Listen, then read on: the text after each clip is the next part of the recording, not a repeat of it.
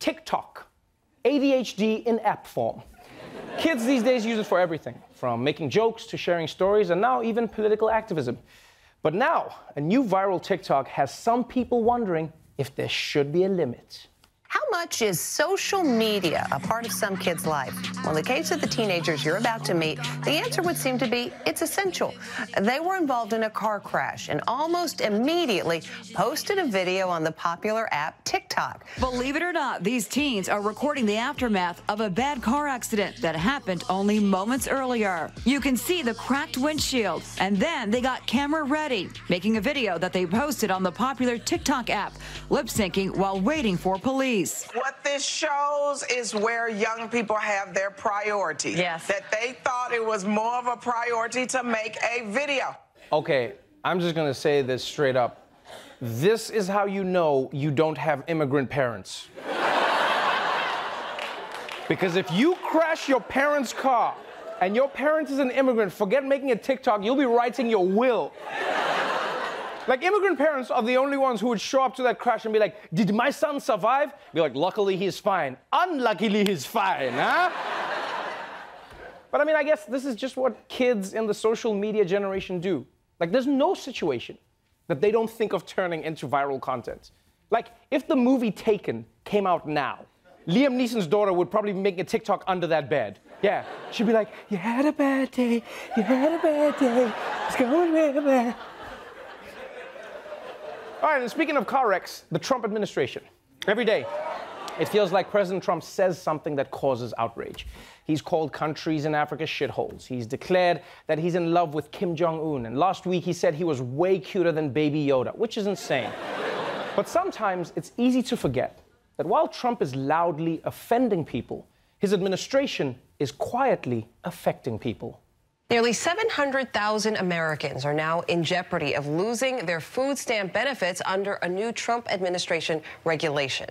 The new regulation makes it more difficult for states to waive a requirement that able-bodied adults without children work at least 20 hours per week. It's part of the Trump administration's efforts to cut the Supplemental Nutrition Program, otherwise known as SNAP.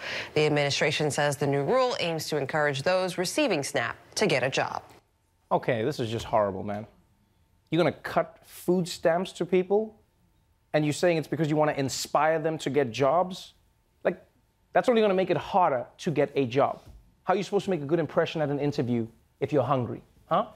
The person's gonna be like, so, why do you want this job? Because I need to eat, bitch. And also, to do this during the holidays, you know, like, it's so heartless from Trump. Sometimes I think Trump's worldview is twisted to everyone else. Like, I bet when Trump watched 101 Dalmatians, it was a sad movie about a woman who couldn't get a coat. And you know what I also find interesting? Honestly, what I find interesting is that you always have politicians who take services away from poor people because they claim it'll inspire them to become better. But then when it comes to big corporations, all of a sudden their attitude changes to, we have to help out these oil companies and these farmers. They need our support. And you're like, well, what about poor people? Yeah, I guess we could give poor people to the oil companies. Let's try. Yeah, we could try it. Right, and finally, if this news has you worried about losing your food stamps and you just want to stock up in case, well, there's a new food that'll keep for a while. A new type of apple is hitting supermarkets this week. And if you buy some, they might still be good for next year's holiday apple pie. The Cosmic Crisp reportedly could keep for more than a year in storage. The apple is a cross between the Enterprise and Honey Crisp apples, and it apparently gives them a higher shelf life while still holding their naturally sweet flavor. And they are resistant to browning. Okay, what? They invented a new apple that can last for a year? Why do we even need new apples? There are already too many apples, okay? We got so many apples out there, we need white people to pick them. That's too many. We don't need fancy new apples that don't go bad. You know what we need? We need fancy new oranges that know how to peel themselves. That's what they need to invent. Yeah, because the ones we have now, by the time you're done peeling them, your fingers look like you strangled Ernie to death. And an orange isn't even that great as a fruit. I mean, half of it is just that white stuff you're trying not to eat. You know how I know oranges are shit? They're named orange. It's just a color. Yeah. Someone took a bite and they were like, you don't deserve an identity. So we don't need new apples. We need new oranges. And yeah, that's right. I just compared apples and oranges. Everybody said it couldn't be done, but I just did it.